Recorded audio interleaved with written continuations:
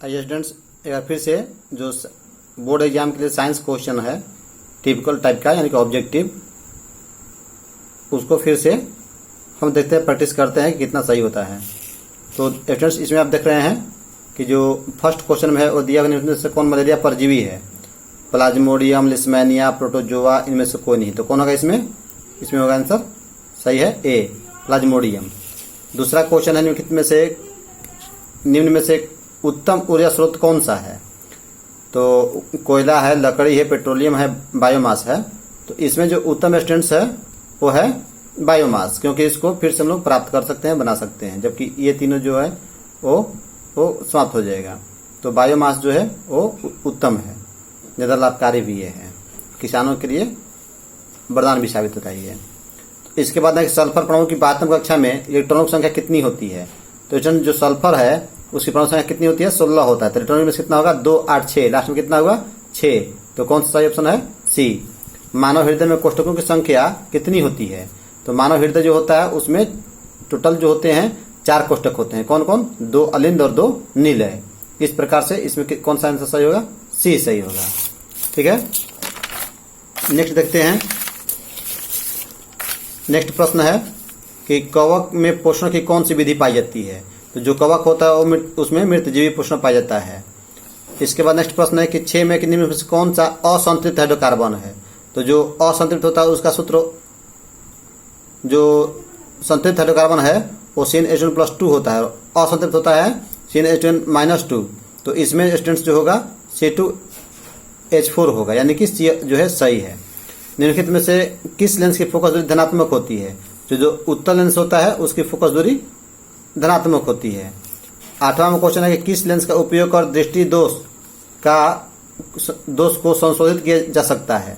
अवतल लेंस, उत्तल लेंस, कभी अवतल लेंस और कभी उत्तल लेंस, बेलनाकार लेंस। तो कौन सा स्टूडेंट्स होगा इसमें? इसमें ऑप्शन बी जो है सही है। जैसे पिछला मैंने बताया था कि 2 के 3, यानी कि दूर है तो उसका उत्तल लेंस होगा और निकट है तो उसका अवतल लेंस होगा। और बेलनाकार किसमें होता है स्टूडेंट्स? बेलनाकार का यूज किसमें करते हैं? बेलनाकार का यूज करते हैं हम लोग जब अभिमुखता होती है तो बेलनाकार का हम लोग यूज करते हैं। तो इसमें कौन सा सही है? इसमें सही है उत्तल लेंस। अब नेक्स्ट प्रश्न, एल्युमिनियम पर मोटी ऑक्साइड की परत बनाने की प्रक्रिया क्या कहलाती है? जस्तीकरण, एनोडीकरण, समृद्धिकरण में से कोई नहीं। तो कौन होगा? एनोडीकरण। नेक्स्ट क्वेश्चन इसके बाद में है कि विद्युत ऊर्जा का व्यापारिक मात्रक क्या है? तो जो विद्युत ऊर्जा है, हम लोग अगर मीटर लगा होता है ना, उसमें यूनिट बतलाता है कितने यूनिट में, तो उसको BOT भी कहते हैं, board of trade unit. 3.6 joule उसका मान होता है। तो स्टूडेंट, विद्युत ऊर्जा का व्यापारिक मात्रक क्या होगा? यूनिट होगा, BOT होगा। 11 में कि समानांतर के लिए दूर बिंदु है, तो निकट बिंदु होता है 25 सेंटीमीटर और दूर बिंदु कितना होता है? हम लोग कितना दूर देख सकते हैं आंख से? चांद को भी देखते हैं, तारों को भी देखते हैं, सूर्य को भी देखते हैं, जो कि बहुत दूरी पर है, यानी कि अनंत पर है। तो समान नेत्र के लिए दूरबिंदु कितना होता है? अनंत। इसमें डी जो है सही है। अब 12 में कि हाइड्रोजन के 2 परमाणु के बीच में कितने आबंध होते हैं? तो 2 परमाणु के बीच में जो होते हैं एक आबंध होते हैं। जो इसमें H है और H, दोनों H का एक परमाणु संख्या होता है, तो एक का साझा करेगा, तो एक इलेक्ट्रॉन का साझा किया तो H सिंगल बॉन्ड H होता है। इस प्रकार से इसमें एक आबंध होंगे। अब नेक्स्ट क्वेश्चन है स्टूडेंट्स, कौन सा आहार श्रृंखला का निर्माण करता है? आहार श्रृंखला में क्रमिक रूप से खाया जाना चाहिए। तो इसमें जो है घास को बकरी खाती है और बकरी को मानव खाता है, जबकि ये सभी क्रम नहीं बैठ रहा है, इसलिए आहार श्रृंखला जो है वो बी सही है, घास, बकरी तथा मानव। इसके बाद में कौन अंतःस्रावी और बाह्यस्रावी ग्रंथि जैसा कार्य नहीं करता है? नहीं करता उसको बताना है स्टूडेंट्स। देखिए, पीयूष ग्रंथि मास्टर ग्रंथि होता है, वृषण और अंडाशय दोनों ये जनन ग्रंथि के हिस्सा है, लेकिन अग्नाशय नहीं है। अग्नाशय के लंगर हंस की दीपिका होता है, ठीक ना, अंतःस्रावी जैसे काम करता है, इसलिए अग्नाशय इसमें होगा। नेक्स्ट प्रश्न देखते हैं। नेक्स्ट प्रश्न में है निम्नलिखित में से कौन सा यौगिक सबसे अधिक अभिक्रियाशील है? इसमें दिया हुआ CH4 है, C2H6 है, C2H4 है और C3H8 है। तो इसमें कौन अधिक अभिक्रियाशील होगा? CH4 होता है स्टूडेंट्स, ये सही है।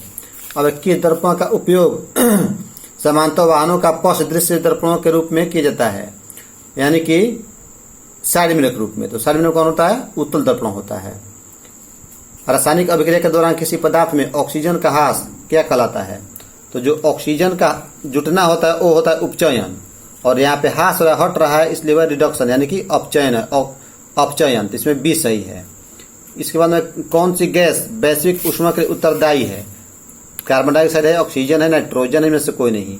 तो ग्लोबल वार्मिंग उसको बोलते हैं स्टूडेंट्स इंग्लिश में। तो जो ग्लोबल वार्मिंग है उसके लिए कार्बन डाइऑक्साइड जो है वो उत्तरदायी है, क्योंकि कार्बन डाइऑक्साइड के जो अणु होते हैं वही पृथ्वी द्वारा विकिरित ऊष्मा को अवशोषित करते हैं, जिससे गर्मी बढ़ती है।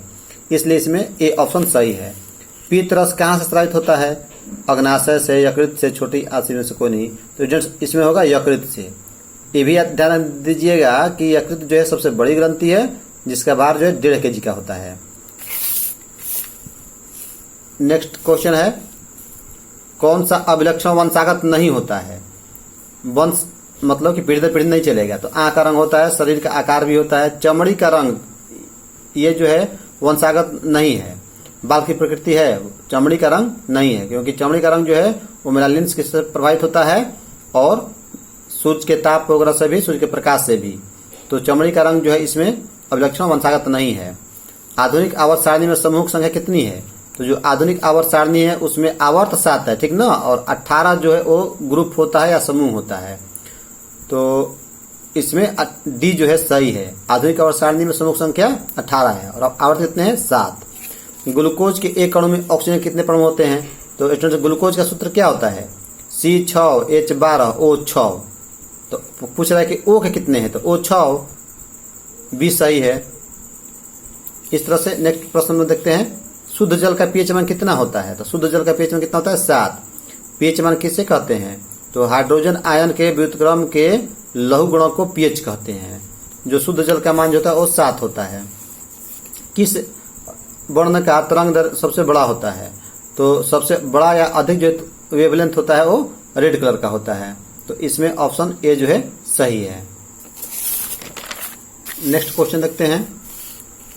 प्रश्न है कि फ्लेमिंग के वाम हस्त नियम में बाएं हाथ की तर्जनी क्या संकेत करती है? तो बाएं हाथ की जो तर्जनी होता है, ये देखिए, ये जो होता है ये अंगूठा होता है, उसके बाद ये होता है तर्जनी, ये होता है मध्यमा, और तब ये होता है अनामिका यानी कि रिंग फिंगर, और ये होता है लिटिल फिंगर। तो इस तरह से ये जो अंगुलियां हैं वो पांचों का 5 नेम हो गया। थंब हो गया, इंडेक्स हो गया, मिडिल हो गया, रिंग हो गया, और ये जो है वो लिटिल है। तो इस प्रकार से इसमें तर्जनी मतलब कि ये, तो तर्जनी जो होता है ये किसको इंडिकेट करता है? तो चुंबकीय क्षेत्र की दिशा को बतलाता है। ऐसे इस प्रकार से उसका फ्लेमिंग का ये करते हैं हम लोग उसको। तो ये जो है तो तर्जनी यही जो है चुंबकीय क्षेत्र बतलाता है। अब है कि कौन सा ईंधन के रूप में इस्तेमाल किया जा सकता है? तो एथेनॉल का उपयोग जो है ईंधन के रूप में होता है। जो पेट्रोल है ना उसमें 80/20 को मिला करके इथेनॉल का उपयोग करते हैं। अब है कि उसको शक्ति अल्कोहल भी कहते हैं। कौन सा पदार्थ लाल लिटमस पत्र को नीला कर देता है? तो इसमें स्टूडेंट्स होगा क्षार। नई कांटे के चिन्ह पर पाटी के अनुसार दर्पण के सामने रखे गए बिंब की दूरी ली जाती है, धनात्मक ऋणात्मक, कभी धनात्मक कभी ऋणात्मक, इनमें से कोई नहीं। तो कौन होगा? ऋणात्मक होगा, क्योंकि दर्पण के सामने रखे गए जो है वो सभी चिन्ह ऋणात्मक होते हैं, निगेटिव होते हैं। अब नेक्स्ट क्वेश्चन है कि जो खाद्य पदार्थ के डिब्बों पर जिंक के बजाय टीन का लेप होता है, जानते हैं क्यों? क्योंकि टीन की अपेक्षा जिंक जो है अधिक अभिक्रियाशील होता है और रिएक्शन कर लेगा जिंक, इसलिए अब जिंक जो है उसको न करके किसे करते हैं? टीन का करते हैं। तो ऑप्शन जो है सी सही है।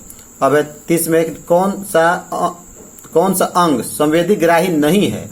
तो कान है, आंख भी है, नाक भी है, दिमाग जो उसको कैलकुलेशन करता है, ठीक ना। तो ये इसमें ऑप्शन डी जो है वो सही है। अब है कि 31 में समानांतर क्रम में संयोजित प्रतिरोधों की संख्या घटने के उपरांत संयोजित प्रतिरोधकों का कुल प्रतिरोध क्या होगा? बढ़ेगा, घटेगा, अपरिवर्तित रहता है, इनमें से कोई नहीं। तो समानांतर क्रम में होता है 1/r बराबर 1/r1 plus 1/r2 plus 1/r3।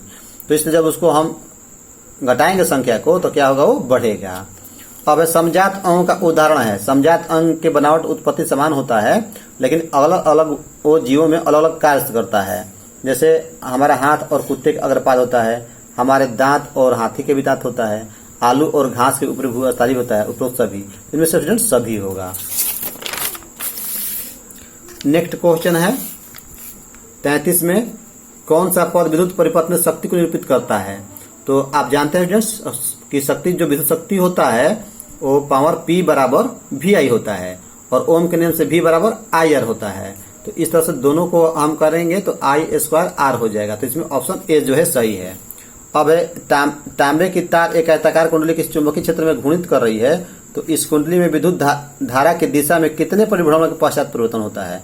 तो स्टूडेंट्स वो जो होता है उसमें आधा आधा वलय होता है, ठीक ना। जो उसका आर्मेचर होता है उसमें आधा वलय होते हैं, तो आधे घूर्णन पे होगा उसका परिवर्तन। अब निम्न से कौन सा पुनरुद्भवन का उदाहरण है? तो ये जो जनन चैप्टर से लिया गया है रिप्रोडक्शन से। तो जो इसमें हाइड्रा है, अमीबा है, एस्पाइरोगाइरा, इनमें से कोई नहीं। तो जो एस्पाइरोगाइरा है ना स्टूडेंट्स, वो लंबा फीता जैसा होता है, टेप जैसा होता है, उसको बीच में काट भी देंगे ना तो फिर से जीवित हो जाता है, नया जीव बन जाता है।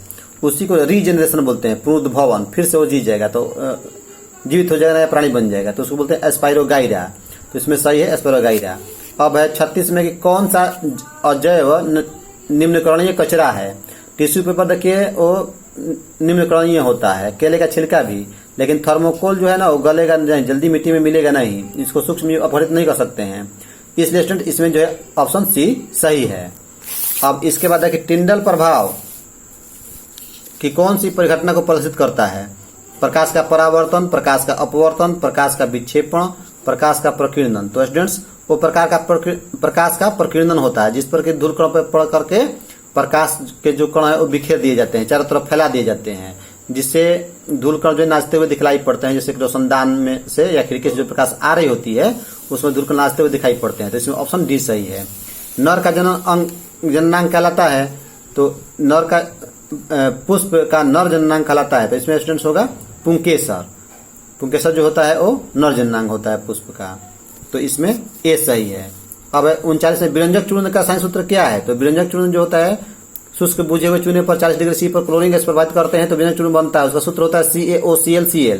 तो यहाँ पर ClCl 2 बार होता है तो Cl2 होता है, इसलिए CaOCl2 जो है सही है। अब 40 में से कौन सा गंगा प्रदूषण का उत्तरदायी नहीं है? गंगा में मछली पालना, गंगा में कपड़े को धोना, गंगा में अधजले शव को बहाना और गंगा में रासायनिक अपशिष्ट उत्सर्जन करना।